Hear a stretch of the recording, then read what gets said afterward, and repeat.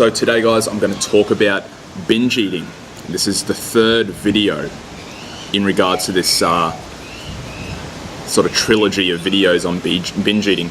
Have a look at my first two if you're interested in why binge eating occurs and how to avoid binge eating due to macronutrient deficiency.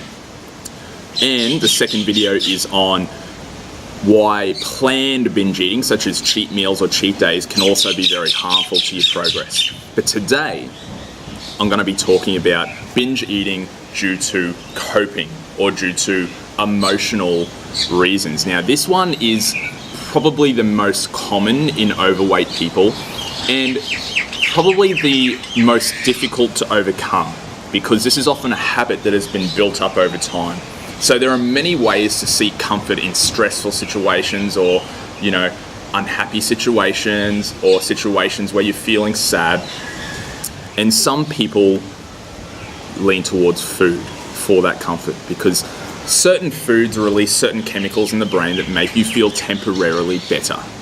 Dopamine, serotonin, that sort of stuff. And look, I can completely relate to this reason of binge eating. I've been there before, and to be honest, in very, very highly stressful situations, I still may binge eat.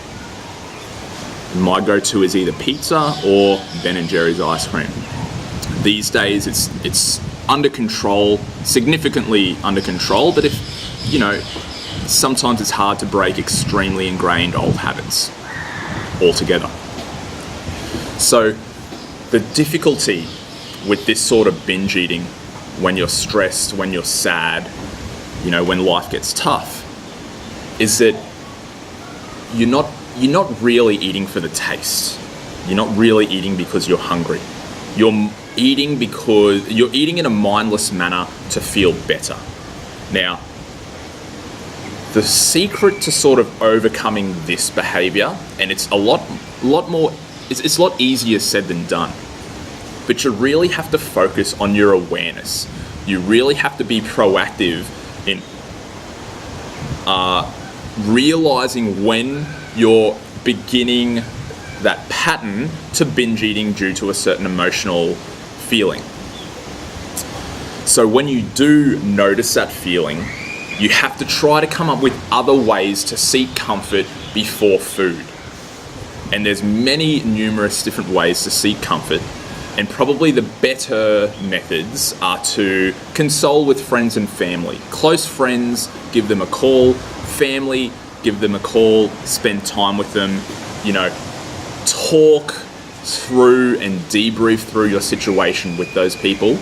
And that can really help with getting that comfort feeling without having to resort to unhealthy foods and, not making weight loss progress. Another thing that you can do is take proactive measures to handle stress and handle control over your emotions through such things as meditation, such things as deep breathing. I know that's a little bit out there for some people, but research has shown if you proactively meditate regularly, stress doesn't affect you so much. Sadness doesn't affect you so much. And you can detach yourself from your emotions a little bit better. But really, when it comes to emotional eating or emotional binge eating and coping, it's very specific to each individual person. But what I want you to do is next time you're in a stressful situation, you want to reach for the chocolate or you want to reach for the Tim Tams or whatever it might be very aware of how you're feeling. Try to catch yourself in that moment and ask yourself, what is a better way? What is a more healthy way for me to deal with my emotions? Because the problem is, although food can be a temporary comfort or alcohol can be a temporary comfort, it's in the long term, it's just going to make you more unhappy or guilty or sad. So play around, experiment with different methods of getting comfort from rather than binge eating. And that'll be very much up to you, and you'll have to be very proactive in that. So guys, good luck with that one. That's a very difficult one to overcome. I think as an example, I tend to exercise these days. Whenever I'm going through a stressful period, I meditate or do some deep breathing whenever I'm going through a stressful period, and that helps me, and that has significantly reduced my eating and emotional eating for that reason. So good luck with that, guys. If you want any more suggestions, send me an email. If you found yourself some good ways to cope with stress or sadness in other ways, more healthy ways, put it down in the comments, because I'd like to hear about it, because I'm always open to new ideas in that regard. Peace, guys. Have a good one.